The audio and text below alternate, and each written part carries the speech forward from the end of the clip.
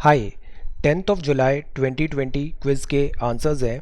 Economics is the study of Mankind in the ordinary business of life. ये जो definition है ये दिया था अल्फ्रेड मार्शल ने। तो the right answer is C. Second question था, अंडर अ फ्री इकोनॉमी जो प्राइसेस होती है, ये फ्री इकोनॉमी में क्या होता है, जो प्राइसेस होती है ना ये डिटरमाइंड होती है डिमांड और सप्लाई में। इनका जो इंटरप्ले होता है वो ऑटोमेटिकली प्राइस को डिसाइड करता है। एक टर्म होता है deficit financing, leads to inflation in general but it can be checked. मतलब सरकार उधार लेके खर्चा कर रही है, डेफिसिट फाइनेंसिंग हो रही है, तो इससे ज़्यादा पैसा आएगा और इन्फ्लेशन बढ़ेगा। बट अगर ये चेक हो सकता है अगर ए गवर्नमेंट जो एक्सपेंडिचर है वो करे increase in the aggregate supply. तो अगेन एग्रीगेट सप्लाई और जो एग्रीगेट डिमांड है इसका अगर रेशियो सेम रहेगा, कांस्टेंट रहेगा, तो इसमें कोई चेंजेस नहीं आएंगे। So the right answer is A, inflation check हो सकता है। The concept of zero based budgeting, ये कॉन्सेप्ट दिया था पीटर ए पेयर ने। Then fifth is development and expenditure of the central government, ये इंक्लूड नहीं करता है डिफेंस एक्सपेंडिचर को। So the right answer is A. और ये जो गिल्ट एज्ड मार्केट होता है ये काफ़ी सेफ, सिक्योर और रेप्यूटेटेड होती है। तो ये होती है मार्केट ऑफ गवर्नमेंट सिक्योरिटीज़, इनको गिल्ट एज्ड मार्केट मींस माना जाता है। सो ये क्विज है 10th ऑफ जुलाई 2020 का। Today we are going to talk about all these important topics. Thought of the day देखेंगे, leadership style, and then will talk about vocabulary and grammar. Today we will talk about adverbs, हम अभी parts of speech पढ़ रहे हैं। Then news of the day में we will talk about more military level talks next week. Then second is about commercial vaccine जो है ये at least अभी 12 मंथ दूर है, we should not unrealistic timeline नहीं होनी चाहिए। देन 14% एक्सेस है rain in India so far this monsoon mechanism हम रिविजिट करेंगे और एक प्रीवियस ईयर क्वेश्चन भी ट्राई करेंगे। Then fourth is about solar energy will play big role in Aatmanirbhar Bharat. अभी प्राइम मिनिस्टर ने ये इनॉग्रेट किया है solar power panel in Madhya Pradesh. Then कोविड-19 अपडेट्स हैं, ये दो हेलीकॉप्टर्स हैं, ये अपाची है और ये है Chinook, will talk about them. Then this is flying threat, ये जो ड्रोन्स हैं इससे भी एक खतरा बन रहा है, विल हैव अ रीलुक। ये है जिंजियांग रीजन में युगुर प्रोविंसेस में, will talk about China. Israel Palestine conflict, Oslo accord, France ने अभी इजराइल को क्या सजेशंस दिए हैं। Then this is about Sri Lanka. Business में we will talk about this People's Bank of China, ये जो पीपल बैंक ऑफ चाइना है ये स्टेक्स कम कर रहा है HDFC में। देन ये बहुत इंपॉर्टेंट न्यूज़ है, that is about this snake bite death. ये जो स्नेक बाइट होता है ये अक्सर मॉनसून में बहुत नंबर ऑफ केसेस बढ़ जाते हैं और हम लास्ट 2 डेकेड का रिकॉर्ड देखें तो 1.2 मिलियन डेथ हुआ है because of this snake bite. ये एडिटोरियल्स है, crime as punishment, very very good article. Then this is again a very good editorial, reform with caution, इसमें हम क्रिमिनल लॉज और उसके रिफॉर्म्स की बात करेंगे। Then do we need a fiscal council, fiscal council why, because fiscal deficit budget अभी हमने देखा, उसको चेक करने के लिए क्या हमें ज़रूरत है फिस्कल काउंसिल, बिकॉज अभी एक्स्ट्रा ऑर्डिनरी टाइम्स हैं। Some very very good arguments हैं यहाँ पे, ex RBI governor. Then in the name of cooperative federalism, आज इन्फोग्राफिक्स में हम बात करेंगे कि ये अलग अलग टाइप ऑफ गवर्नमेंट्स क्या हो सकती है, republic, democracy, theocracy, autocracy and all. Then this is about quiz, polity का क्विज है, will try to answer certain questions. So today we are going to talk about all these important topics in next 40 to 45 minutes. Let us begin now. Thought of the day है आज का progress not perfection. और अगर आप progress पे ध्यान देते हो ना तो परफेक्शन एवरीडे आ जाता है। Everyday I try to make a video and मेरा एक ही मोटिव होता है कि आज का वीडियो कल के वीडियो से बेटर होना चाहिए। तो similar should be your approach, आज का जो आंसर आप लिख रहे हो वो कल का जो आंसर था उससे बेटर, रिफाइंड और ज़्यादा अच्छा होना चाहिए। सो प्रोग्रेस पे ध्यान देना चाहिए हमें, परफेक्शन अपने आप आ जाता है। नाउ ये लीडरशिप स्टाइल्स हैं। सी लीडरशिप में भी डिफरेंट डिफरेंट स्टाइल्स हो सकती हैं, different different scenarios and methodology में। As an administrator you should understand कि क्या डिफरेंट पॉसिबिलिटीज़ एक स्टाइल हो सकती है लीडरशिप की। फॉर एग्जांपल एक होता है प्यूनिटिव डिसिप्लिन और एक होता है रिस्टोरेटिव डिसिप्लिन। तो discipline is very very important, but ये डिसिप्लिन कैसे इंश्योर करेंगे, या तो पनिशमेंट के थ्रू या फिर एनकरेजमेंट के थ्रू। एक स्टाइल होता है फियर साइकोलॉजी, मतलब टीचर कमांड करेगा respect of students through warning. Teachers warning देंगे, थ्रेट्स देंगे और उससे वो डिसिप्लिन इंश्योर करेंगे। दूसरा हो सकता है by respect, teacher gain respect by modelling it for their students. एक स्टाइल हो सकता है रूल बेस्ड। रूल्स मतलब सरकार या टीचर ने रूल्स बना दिए हैं और इन रूल्स को फॉलो करना है। जैसे रूल्स हैं to keep students quiet and working. दूसरा तरीका हो सकता है कि आप एंगेजमेंट करो, क्लासेस जो हो वो इतनी एंगेजिंग हो कि स्टूडेंट्स अपनी विल से वर्क कॉन्वर्जेशन करें और प्रोडक्टिविटी बढ़ जाए। फिर there is one way to control. Control means teacher student को बोल रहा है they are doing something wrong, so this is something a little bit negative in way. यहाँ कंट्रोल हो रहा है, टीचर बोल रहा है कि स्टूडेंट्स को you are doing something wrong and this is about support. Students reflect on their behaviour, this is very good. Students खुद रिफ्लेक्ट करते हैं बिहेवियर में and consider changes they can make. Then one is public, मतलब teacher use loud strict voices to call out students in public who are misbehaving. और दूसरा तरीका होता है प्राइवेट, मतलब इंडिविजुअली स्टूडेंट को उसका मिस्टेक बता देना कि you are doing this wrong, correct it, who needs reminder in order to behave. Then one is anger. Teacher seems angry, blame students when they misbehave. And the second is about this understanding. Teacher use a gentle tone and show understanding when students misbehave. Punishment एक तरीका हो सकता है। Good behavior is based on fear of punishment. Homework नहीं करेंगे तो punishment मिलेगा। Then reflection हो सकता है। Good behavior is based on an internal desire to do well. Encourage हो रहे हैं और self propelled हो रहे हैं to do the homework. So ये कुछ styles हो सकती हैं: fear, respect, rules, engagement, control, support, public, private, anger, understanding, punishment और reflection. So these are certain ways. Vocabulary and grammar में इम्प्यूनिटी का मतलब होता है कि उसको इम्यूनिटी मिल गई है, एग्जेम्पशन मिल गया है for certain crimes. Astonishing means होता है बहुत बहुत इम्प्रेसिव है, सरप्राइजिंगली गुड है, अमेजिंग है। पैट्रॉन्स होते हैं स्पॉन्सर्स जो बैक कर रहे हैं, फंड कर रहे हैं, say they are called patron. Then mandate, mandate का मतलब होता है अथॉरिटी है, अप्रूवल है। देन दिस गॉडिंग, गॉडिंग मतलब you are provoking somebody to do something. Police को हम प्रोवोक कर रहे हैं to do certain action, so that is called goading और प्रोड। देन प्लंज, प्लंज मतलब जैसे स्टॉक मार्केट नोज डाइव हो गया है, that is called this plunge, dive और जंप। अब हम पार्ट्स ऑफ स्पीच देख रहे थे, हमने नाउन्स पढ़ा, प्रोनाउन पढ़ा, वर्ब पढ़ा। Now will talk about this adverb. Adverbs जो होते हैं ना, ये कुछ स्पेशलिटी बताते हैं। For example adverbs of frequency, frequency जैसे कि ऑलवेज होता है, समटाइम्स होता है, ऑफन, यूजुअली। तो कोई एक्शन है, क्रिया है, वर्ब है, ये उसके बारे में स्पेशलिटी बता रहा है कि आप आंसर राइटिंग कर रहे हो, वो ऑलवेज है, समटाइम्स है, ऑफन है, यूजुअली है, फ्रिक्वेंटली है, रेयरली, हार्डली, नेवर और generally. So this is telling about this adverb. About some verb जैसे normally eats 3 meals a day, usually buy all my vegetables at the market, like that. एक होता है manner, जैसे answer writing है वो cheerfully है, efficiently है, painfully है, carefully, slowly, badly, easily, well, quickly. Then adverb of time है, आंसर राइटिंग है now, yesterday, soon, later, yet, tomorrow, already, tonight, today, then, last month और ईयर। सो ये जो एक्शन है ना ये कांस्टेंट रहेगा, बट उसके सामने अगर जो एडवर्ब लग गया तो वो इस एक्शन का मीनिंग चेंज कर देता है। फॉर एग्जाम्पल प्लेस है, above, abroad, far, here, out, outside, behind, down, downstairs. You are doing homework, कहाँ पे कर रहे हो, out, outside, behind, downstairs, upstairs, away, etcetera.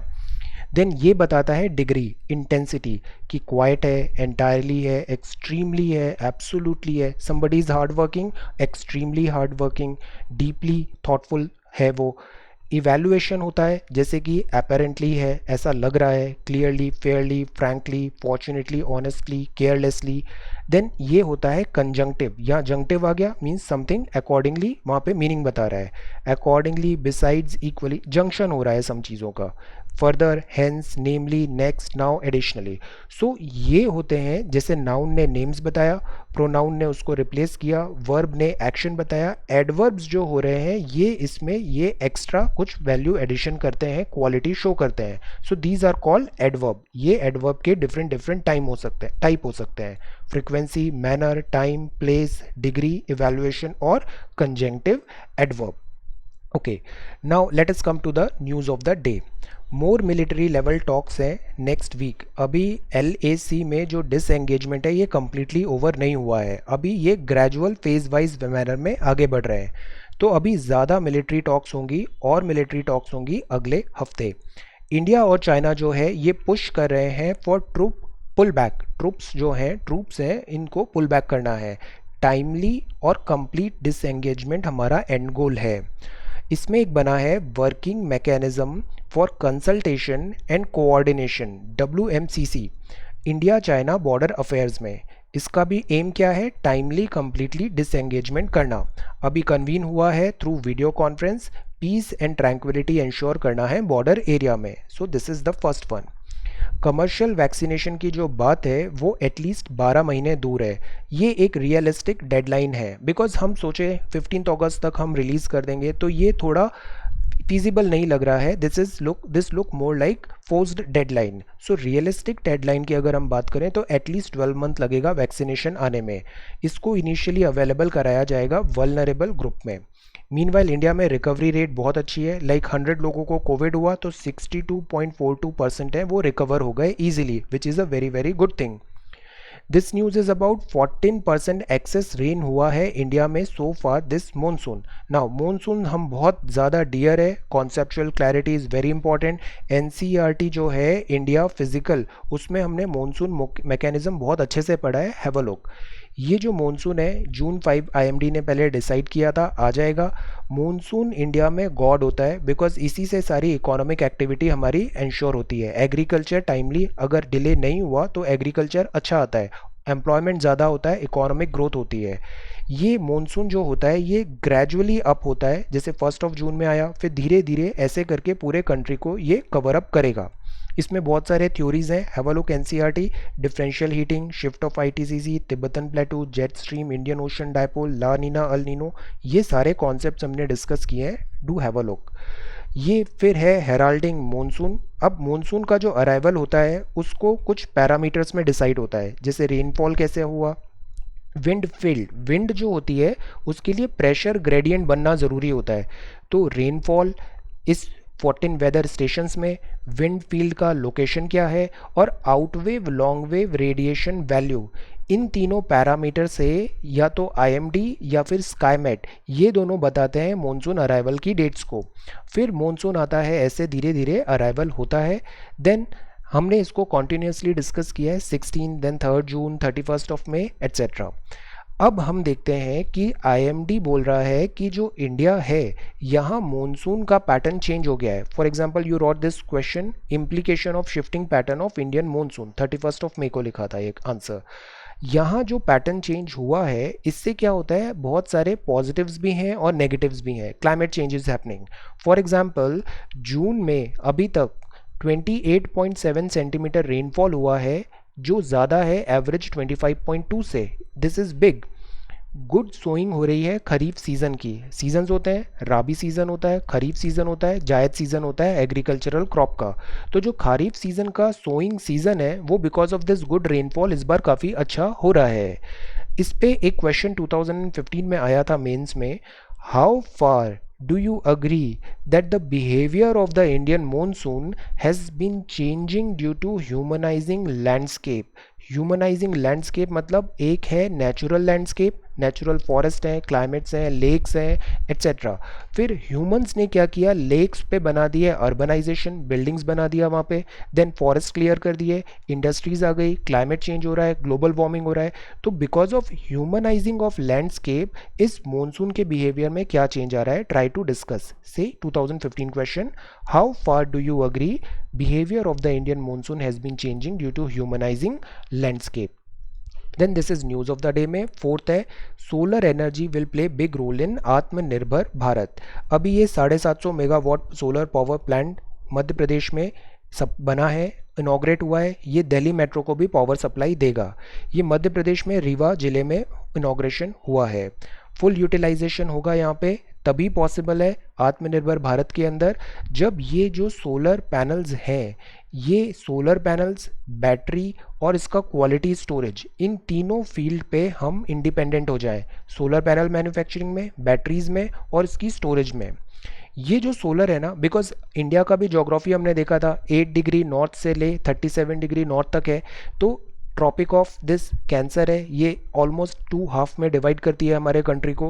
तो we have great potential for this solar energy, that is why हम solar पे इतना emphasise करते हैं। और सोलर पैनल्स ऐसे बनाना भी ईजी है और हर घर पे एक सोलर पैनल लग सकता है, रूफ टॉप सोलर पैनल, और वो डोमेस्टिक जो स्मॉल रिक्वायरमेंट है उसको फुलफिल भी कर सकता है। So it's a very good thing. Problem आती है पैनल में, बैटरी में और स्टोरेज में, तो we need to work on this. Big medium है for the energy needs of the 21st century. और इंडिया में जैसे सोलर अलायंस में भी हमने इनिशिएटिव लिया है, गुड़गांव में हेडक्वार्टर है, तो we need to work on this. Solar power is next big thing. ये प्योर है, श्योर है और सिक्योर है। सन हमेशा रोज आता है तो आता है, तो that is secure, sure and pure. Rewa project जो है ये टाउटेड एज एशियाज लार्जेस्ट बताया गया है। फोकस है on buying made in India solar panel बनाना बहुत ज़रूरी है और उस पर हम फोकस करेंगे। नाउ 6 जून 2019 में द हिंदू में एक बहुत अच्छा आर्टिकल आया था। I share that link in Telegram. मैं इन्फोग्राफिक्स भी आज पॉजिटिवली शेयर कर दूंगा। India needs a solar manufacturing strategy. एक स्ट्रैटेजी होना बहुत ज़रूरी है, वरना हैप हैजार्ड वे में डेवलपमेंट होता है। So India needs a solar manufacturing strategy. Let us try to discuss. एक बार गूगल पे इस आर्टिकल और आई शेयर द लिंक, उसको एक बार पढ़ना and try to make an opinion. This is important. India needs a solar manufacturing strategy. Now this is COVID-19 updates. India की जो टैली है वो 8 लाख मार्क क्रॉस हो गया है। पुणे में फिर से 10 डे का लॉकडाउन लग रहा है। अलार्मिंग राइज इन केसेस है। People are flouting rules. Now this is very very sad thing. Rules हैं, सोशल डिस्टेंसिंग है, मास्क नहीं पहनना है, हैंड हाइजीन नहीं रखना है। इससे आप खुद को भी इनसिक्योर कर रहे हो, रिस्क कर रहे हो लाइफ, और अपने सारे नियर एंड डियर वंस की भी लाइफ रिस्क में आती है। So we need to understand. Kerala जो है, यहाँ कम्युनिटी डिसीज ट्रांसमिशन फिर से काफ़ी होने लग गया है। People are defying flaws, containment zones नहीं हो पा रहे हैं। रेलवेज जो हैं, ये स्टेट्स इनको रिक्वेस्ट कर रहा है रेलवे को कि आप अभी ट्रेन मत चलाओ, कैंसलेशन ऑफ ट्रेन्स करो। Why? Because states are worried about this rising number of कोविड-19। मीनवाइल ये अपाची हेलीकॉप्टर 5AH-64E, ये बहुत अच्छा अटैक हेलीकॉप्टर माना जाता है, क्लास लीडिंग है, गेम चेंजर है। अभी इसका फाइनल बैच इंडिया में आ गया है। डिप्लॉय है ये लेह एयर बेस में। बोइंग एक कंपनी है यूएसए की, हमने उससे ये वेपन्स लिए हैं, ये हेलीकॉप्टर्स लिए हैं। एक दूसरा और हेलीकॉप्टर होता है। सो देखिए, ये तो था आपका अटैक हेलीकॉप्टर, और ये है आपका ट्रांसपोर्टेशन के लिए, ये हैवी लिफ्टिंग के लिए बहुत अच्छा कैपेबिलिटी है इसकी। तो ये भी इंडियन एयरफोर्स ने 15 चिनूक हेलीकॉप्टर्स भी लिए हैं अगेन फ्रॉम बोइंग। तो ये अपाची है, ये है आपका चिनूक। ये जितने भी हम डिफेंस के गैजेट्स देखते हैं ना, उनको देख के समझना बहुत ज़रूरी है। बिकॉज मैनी टाइम्स क्या होता है कि हम फोटो कुछ और देखते हैं and we name it wrong. So it is very important to identify them well.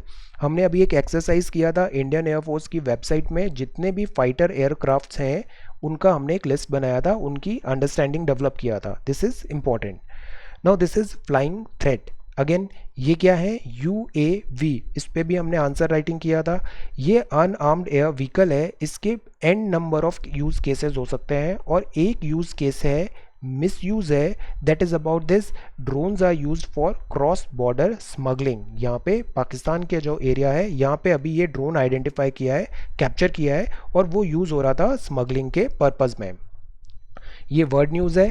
Under lock and key, ये डिटेंशन फैसिलिटी है Kunshan industrial park in Xinjiang region. This is China. China और USA में अभी काफ़ी ज़्यादा स्पैट differences हो रहे हैं ओवर दिस युगर क्रैकडाउन। ये जो चाइना जो है, यहाँ पे काफ़ी ज़्यादा क्रैकडाउन किया है युगर की पॉपुलेशन पे, और इनको ऐसे कॉन्सेंट्रेशन कैंप में रख दिया जाता है। वहाँ पे उनकी ब्रेन वॉशिंग होती है कैंप में, उनको मोल्ड किया जाता है कि वो चाइनीज़ जो आइडियोलॉजी है, जैसे चाइनीज़ आइडियोलॉजी डॉक्ट्राइन्स हैं, डेंग जियोपिंग डॉक्ट्राइन है, शी जिनपिंग डॉक्ट्राइन है, माओ जेडोंग डॉक्ट्राइन है, इनमें मोल्ड करने की कोशिश है चाइनीज़ आइडियोलॉजी। तो ऐसे learning centre, concentration camp type of things हैं, उसमें यहाँ पे युगुर्स के लोगों को रखा जा रहा है और this is against human rights.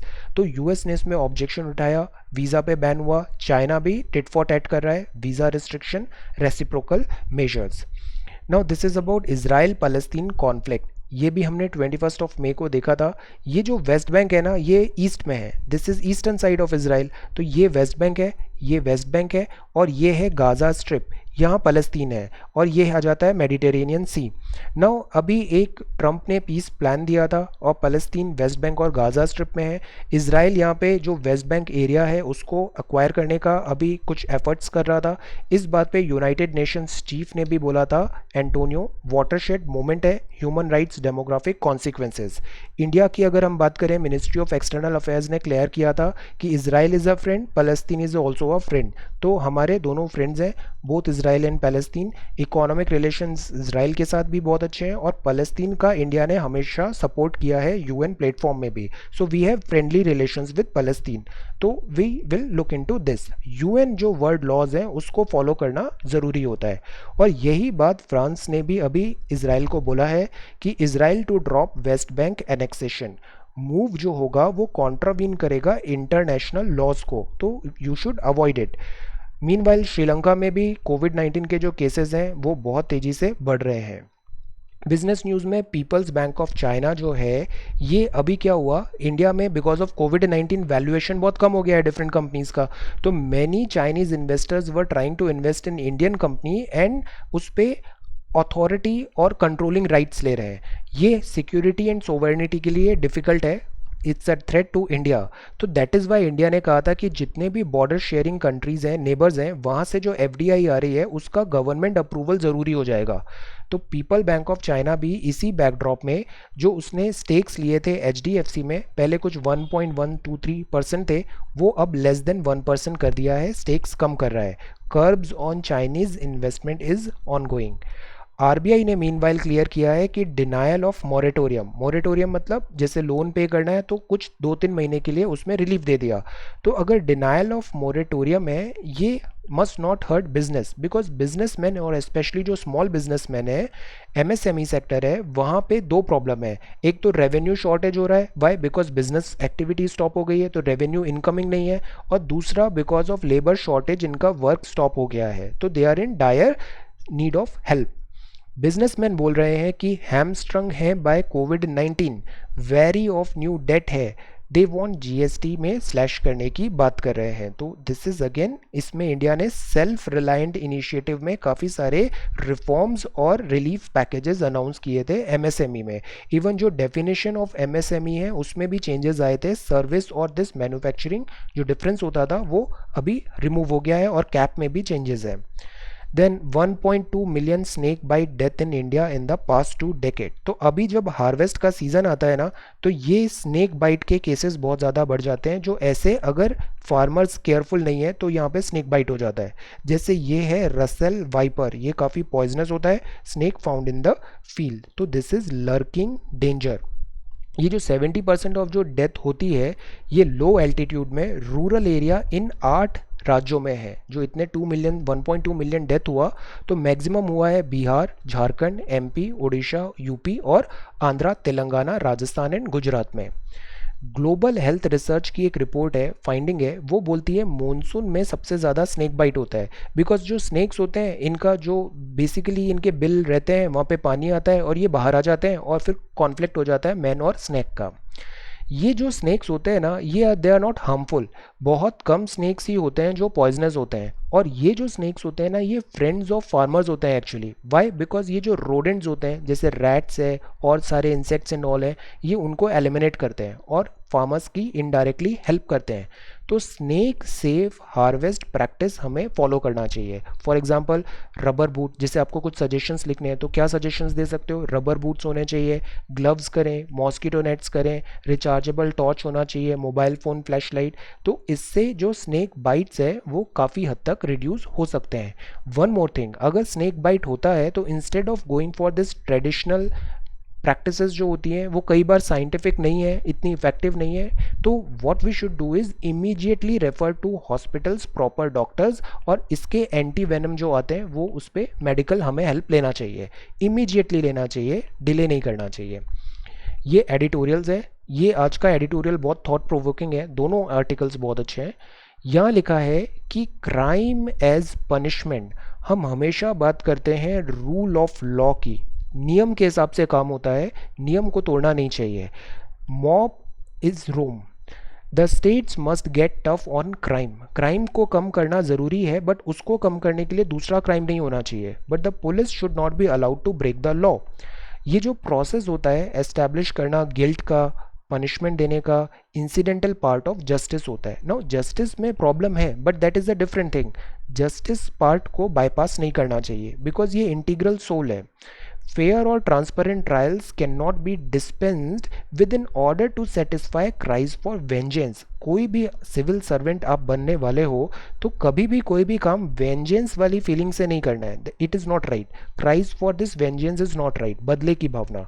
Social sanctions होती है, इंस्टेंट जस्टिस स्टेट से हम मांगते हैं, कुछ भी रॉन्ग डूइंग हुआ हम एक्सपेक्ट करते हैं कि पुलिस इमीडिएटली जस्टिस डिलीवर करे, इंस्टेंट जस्टिस होना चाहिए। Might have leached into institution, और इससे क्या होता है कि जो रूल ऑफ लॉ होता है वो बैकसीट पे आ जाता है, और इससे इंस्टेंट हमें जस्टिफिकेशन मिल गया, रिलीफ भी मिल गया, पर लॉन्ग टर्म पे जो इंस्टीट्यूशनल स्ट्रेंथ होती है, उस पर बिलीफ होता है, वर्किंग स्टाइल होती है, वो हैविली डिटीरियोरेट हो जाती है और वो ज़्यादा नुकसान करती है।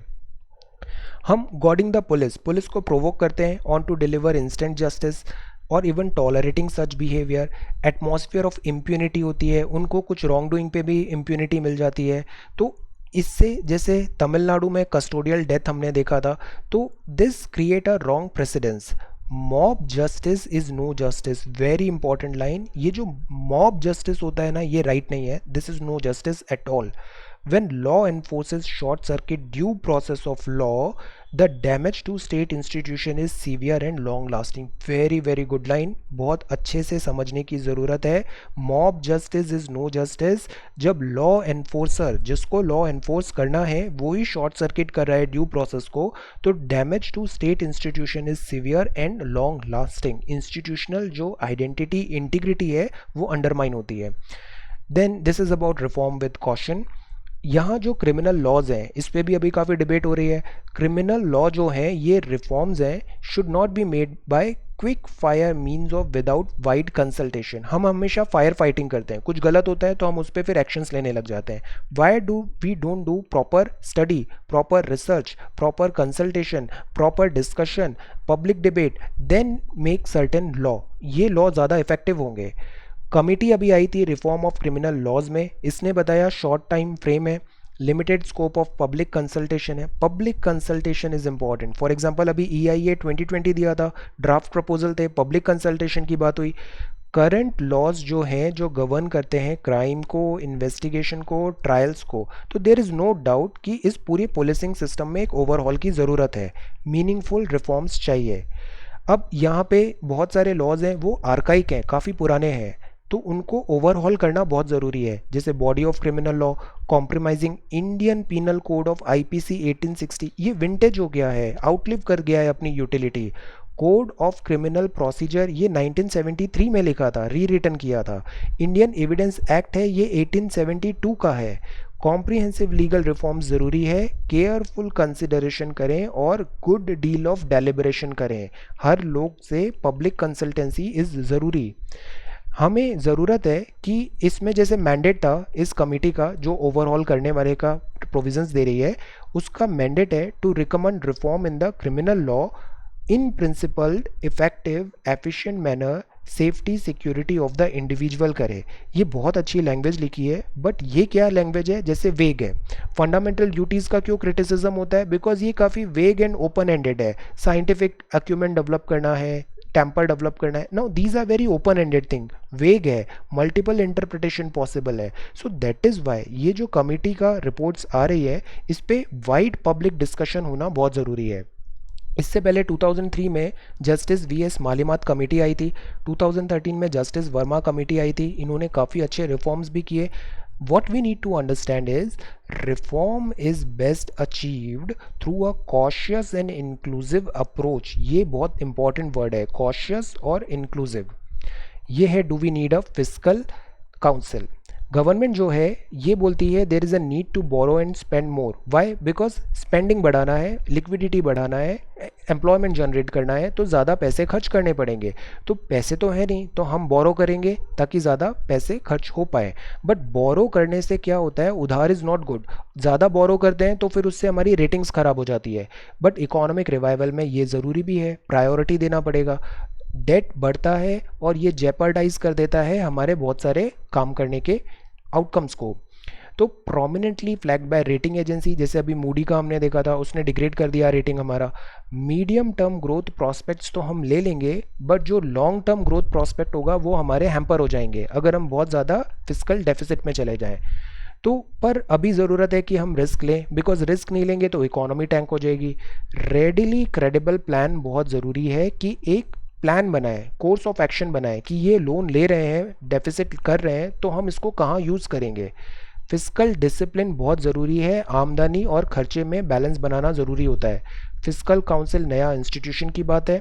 फिस्कल जो काउंसिल की रिपोर्ट होगी, एफआरबीएम की रिपोर्ट होगी, दैट इज़ ओके। बट यहाँ सुब्बा राव साहब बोल रहे हैं कि एक नया फिस्कल काउंसिल बनाते हैं अपन, जो नया इंस्टीट्यूशन होगा, जैसा कुछ 50 कंट्रीज़ में ऑलरेडी है, वेरिंग डिग्री ऑफ सक्सेस है। ये एक नया इम्पेटस ला सकता है, नया दिस ब्रीदर ला सकता है फिस्कल डिसिप्लिन में। ये ओपन स्क्रूटिनी करेगा, इससे गवर्नमेंट चेक पे रहेगी कि अननेसेसरी उधार नहीं हो, डिसिप्लिन बना रहे फिस्कल डिसिप्लिन। ये जो एफआरबीएम है ये एफपीएसएस रिपोर्ट अपनी जो होगा पार्लियामेंट को देगा, but they are not expert. तो काउंसिल जो है ये हेल्प कर सकती है, ये जो नया फिस्कल काउंसिल है वो इस पार्लियामेंट का जो इनएफिशिएंसी है उसको हेल्प कर सकती है काउंटर करने में। एफआरबीएम अभी ये रिपोर्ट देता है बट उसका इफेक्टिविटी कम है, तो दैट इज़ वाई ये जो फिस्कल काउंसिल है ये नया इंस्टीट्यूशन काफ़ी यूजफुल हो सकता है। बट द पॉइंट इज़ हम ऑलरेडी इतना ज़्यादा रेड टैपिज्म करते हैं, ब्यूरोक्रेटिक एक नया स्ट्रक्चर बना देंगे तो इसमें बहुत ज़्यादा कॉस्ट भी आएगी। तो हम अनादर एलिफेंट नहीं क्रिएट कर दें। Do we need another costly bureaucratic structure? ये डिले भी करेगा और एक्सपेंसिव भी करेगा चीज़ों को। तो अभी मीनवाइल हम प्रैक्टिकल प्रूडेंट मैनर में क्या कर सकते हैं कि एक लो कॉस्ट का रिवर्सिबल स्टार्टअप बनाए इस फिस्कल काउंसिल का। लो स्केल पे इसको पहले एक्सपेरिमेंट करें, देखें ये वर्कआउट होता है या नहीं। ब्यूरोक्रेटिक एक्सपेंशन जो होता है ना ये वन वे स्ट्रीट है।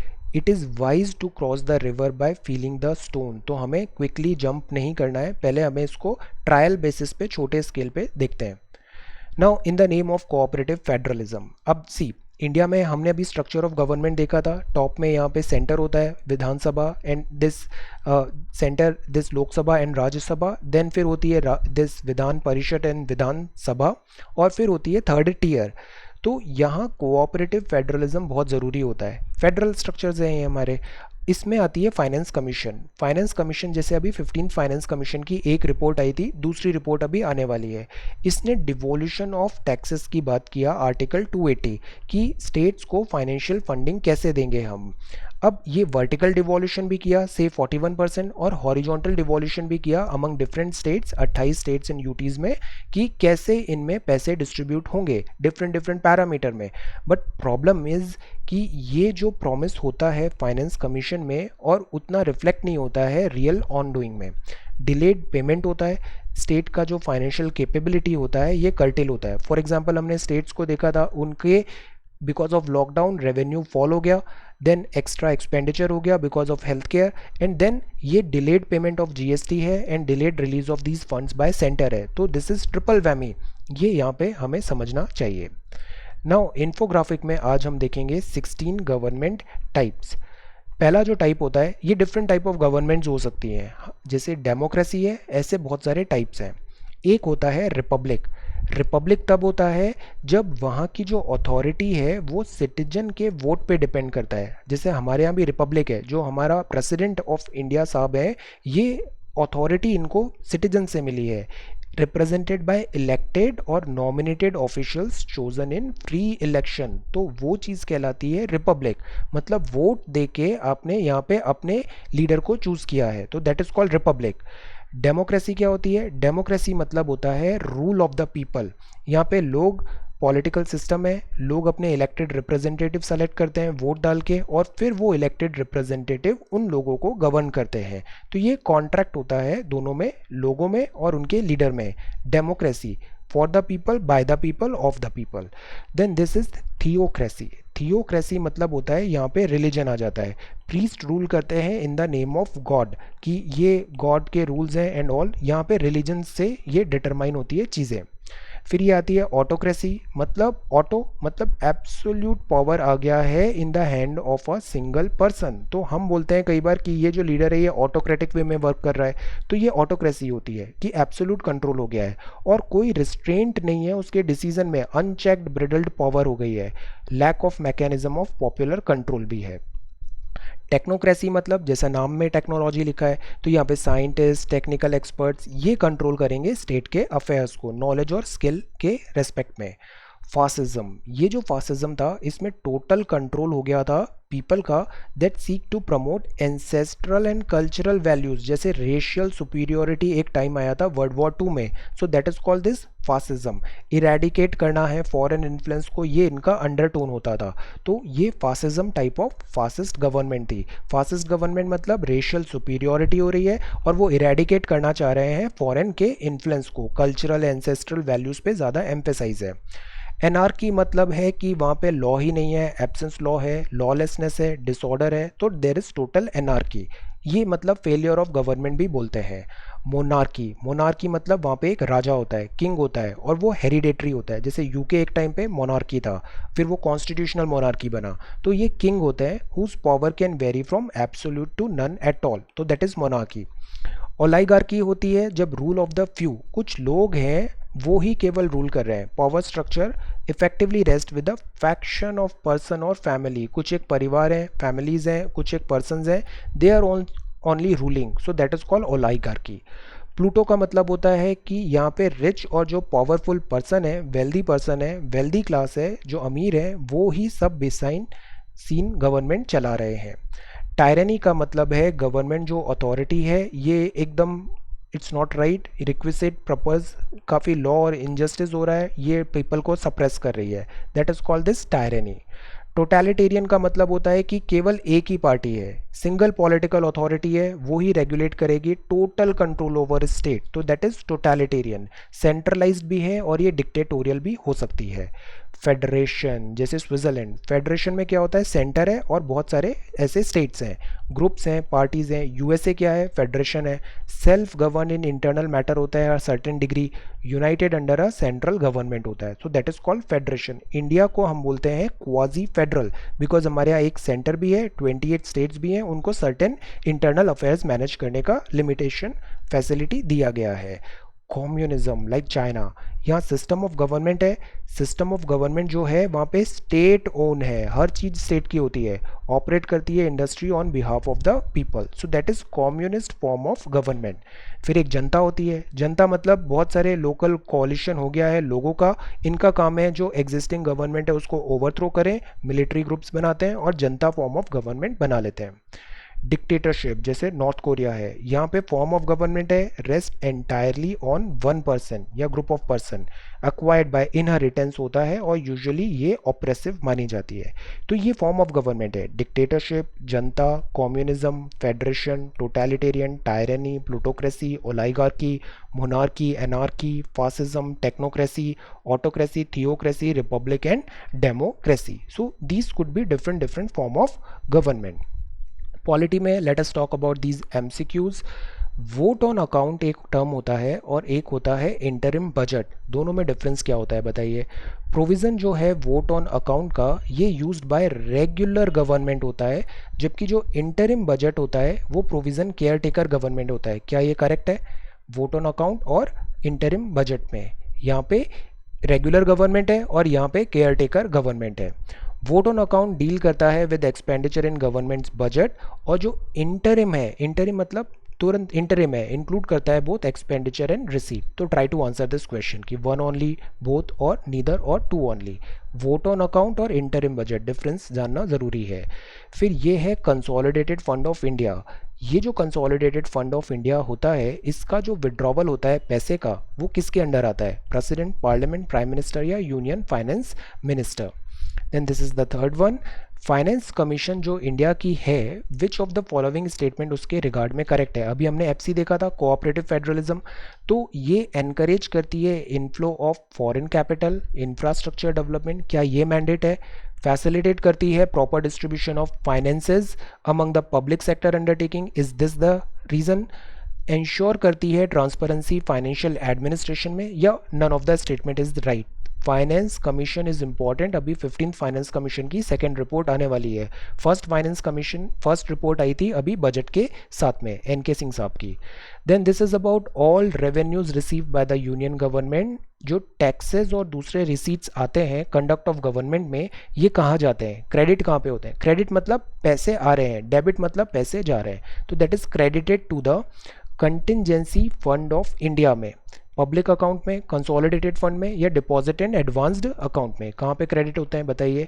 Then this is constitution of India में, which one of the following is not a fundamental? जहाँ नॉट आता है सर्कल करना है, not a fundamental duty, vote करना, scientific temper, safeguard public property, या अबाइड बाय कॉन्स्टिट्यूशन और रेस्पेक्ट इट्स आइडियल। तो what is the right one? Not पूछा है यहाँ पे। Okay, fifth, third, fourth, this is vote on account set first and this is CFI first. आज हमने देखा ये क्विज में डिफरेंट 16 गवर्नमेंट के टाइप्स। ये नेम ऑफ कोऑपरेटिव फेडरलिज्म में रियलाइज नहीं हो पा रहा है on ground.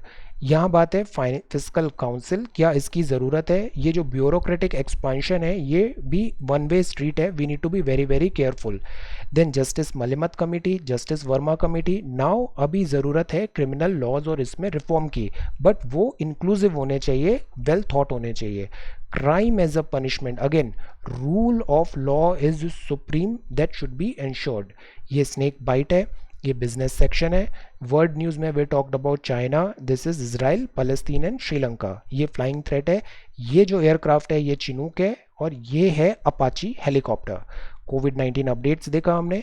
India needs a solar manufacturing strategy, discuss, इस आर्टिकल को भी have a look. India needs a solar manufacturing strategy. Then how far do you agree that the behavior of the Indian monsoon has been changing due to humanizing landscape? फिर ये commercial vaccine है, ये military level talks हैं।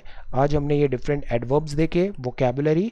Now ये different type of leadership हो सकती है, punitive या फिर रिस्टोरेटिव, ये दो तरीके हो सकते हैं वर्क करने के। प्रोग्रेस करना है, perfection will achieve ultimately. Progress, not perfection. Go for this progress. So this is 11th of July 2020. Thank you so much for watching this video. Take care, study well and be safe.